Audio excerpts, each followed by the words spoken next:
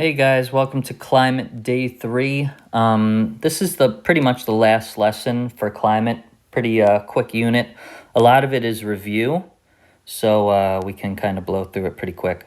We'll get through it, the notes. You guys will finish up with the couple worksheets left in it, and then you have a review packet tomorrow, and make sure that you get your Castle Learning post-test done for Friday, okay? So here we go. Regions questions. The diagram below shows two identical containers filled with uniform particles that were sorted by size. All right, so we have beakers, same size. This one is small beads and this one is large beads. Which characteristic is most likely the same for these particles filled containers? If you remember correctly, that should be porosity. Okay, porosity. Even though they are different size beads, the openings that fill up each beaker are going to be able to hold the same amount of water. This would be like $101 bills, and this would be like $25 bills. They still add up to 100. Okay, porosity is the same. Number 2, which soil conditions normally result in the greatest amount of runoff? All right, so remember, if you have the most runoff, that's the same thing as saying the least infiltration. So which choice is going to have the least amount of water going and seeping through into the soil? Least amount of water seeping through. So if it's the least amount seeping through, you should automatically cross out these two. Should have a low permeability, and if it's a lot of runoff, you're going to have a steep slope. Last one. Diagram below shows a laboratory setup. The rubber bands holds filter paper across the base of the open tube to hold the soil sample. The tube was placed in water. The upward movement of water. All right, upward movement of water. Right away, you know we're talking about capillarity, right? Capillary action is showed by arrows. The height of the water that moved upward within the soil was measured. Students repeated this procedure using different, that's a typo, sized particles.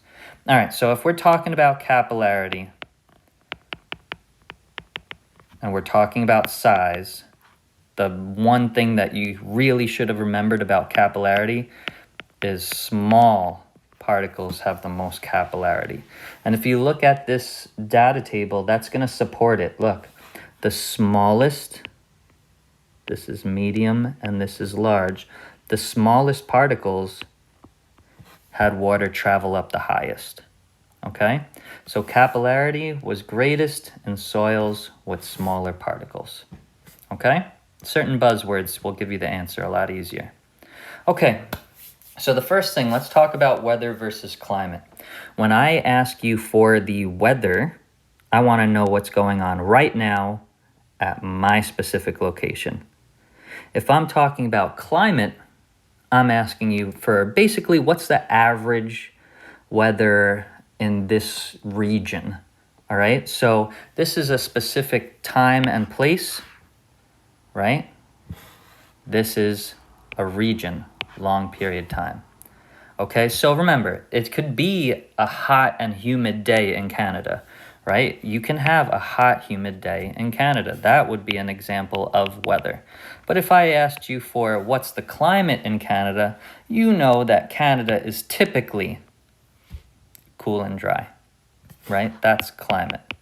And we can do this for the opposite. We could, if we're talking about Florida, right? Florida can have a cooler, drier day, and that would be weather. But if we are talking about the climate, typically of Florida, we know that Florida is typically hot and humid. All right, so weather is a moment, climate is average over time. Okay, so these are the 6 factors that affect climate. Remember, climate is big scale, right? Things that affect, in general, the climate of a certain region. Okay, and a lot of this is stuff that we've already spoken about. You're going to know this, you're going to know this, you should know this. This is going to be pretty simple. This is definitely simple, and we've spoken about this. So we can kind of blow through this pretty quick. So latitude. We know that at the equator, it's hot, and we know at the poles, it's cooler, right? So as latitude increases, as you get closer to the poles, temperature will decrease. It gets colder as you move away from the equator. Just remember that you're going from 0 to 90. Okay, so the closer to 90 you are, the closer to the poles you are. So it's going to be colder. Next, altitude. You're climbing up a mountain. Is it getting colder or hotter? It's getting colder, right? That's self-explanatory, easy to remember. There's always snow at the top of the mountains, easy to remember. Mountain barriers. So this was that mountain effect that we spoke about that time. All right, we went over it in weather, so this is review, so you guys should be good on it. And this happens quite a bit. There's a lot of mountain ranges that are on the coast of water and land, right? This is the sea and this is land over here. Well, you're going to have that warm, wet, low pressure over here, right? Giving you your rainforest on this side. And then over here, it's going to be your high pressure system. It's going to be cool and dry. And as it sinks, it's going to be hot and dry at the bottom, right? This is going to be hot and dry, leading you to have your desert. Okay, windward side, because this is the side that the wind's blowing in on. And then this is the leeward side, the opposite side. Okay? So that's your mountain barriers one. Again, review. All that has been review so far. Here is a little bit of review, a little bit not. I mean, I think you guys will definitely understand it, so I'm not too concerned. So you have coastal versus inland. So if this is a picture of the United States, I know, relax. Here's Long Island, right? And here's Montana.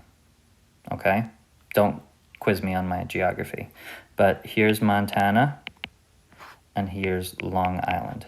All right, Long Island is definitely coastal and Montana is definitely inland.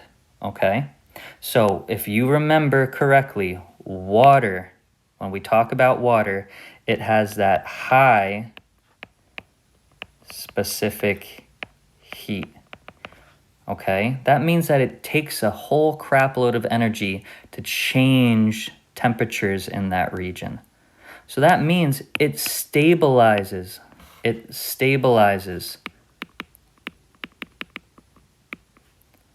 Temperatures. All right, makes it a little bit more difficult to change temperatures. So what that means is that when it's summer, it's going to be slightly cooler because you have the water that is going to be holding on to the temperatures from the winter. When it's winter, it's going to be slightly warmer because it's holding on to those temperatures from the summer. All right, it moderates, it keeps the temperatures kind of steady and stable. Versus Montana, which is all land, right? And land has a low specific heat, which means that temperatures change drastically. So that means that summer is going to be super hot and winter will be super cold. Okay, that's why when we talk about a lot of these winter storms, the inner states, man, they're the ones that get blasted with the crazy winter storms, and then they're also the ones that get blasted with those terrible hot droughts. They get those extremes, whereas the coastal places, the coastal locations, they kind of always get moderated by that water. Their summers will never get too hot and their winters will never get too cold because of that nice water. Okay, so that's bodies of water and how they play a role. Hemispheres. Okay, so here is the equator, right, in the diagram. If you're looking at these climographs up top, which is talking about climate, right, the line is representing temperature, and then these are your months, right? This is 1 to 12, right? 1 to 12, 1 to 12, January to December. Okay, so we know that this is summer, our summer months. This is our summer months, and this is our summer months, right? June, January, August. Take a look at these 3 cities in the diagram and which one is talking about which hemisphere. So city Y, North America, which graph up top makes sense? Which is going to be coldest, January and December, and warmest in June, July, August? Climograph 1, right? That makes sense. Look at city X. It's the equator. Its temperatures basically stay the same throughout the year. So that looks like climograph 2.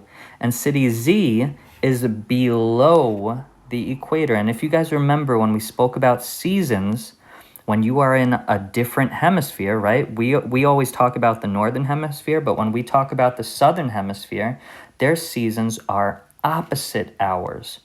So if you look at climograph 3, their June, July, August is actually their coldest. So this is their winter, and then January, December is actually their summer. Okay? So northern hemisphere, equator, southern hemisphere. All right, ocean currents, you have this page in your reference table right here. Take a look at the key. You have warm currents, which are the solid black lines, and then you have the cool currents, which are the fat white lines. Warm currents are bringing warm water, so that means they're bringing warm temperatures. Cold currents are bringing cold water, they're bringing colder temperatures. Pretty self-explanatory. So if you look at this little diagram here, Africa versus Rio de Janeiro, they're pretty close to the same line of latitude, right? And they are both coastal, so we can take out the coastal versus inland. The one difference is this is going to be one type of ocean current, and this is going to be a different type of ocean current. So let's try to find it. Here's South America. Wait. No, Arica, my bad, not Africa. I'm such an idiot. Here is the cold current, cold temperatures, and here's warm current, warmer temperatures.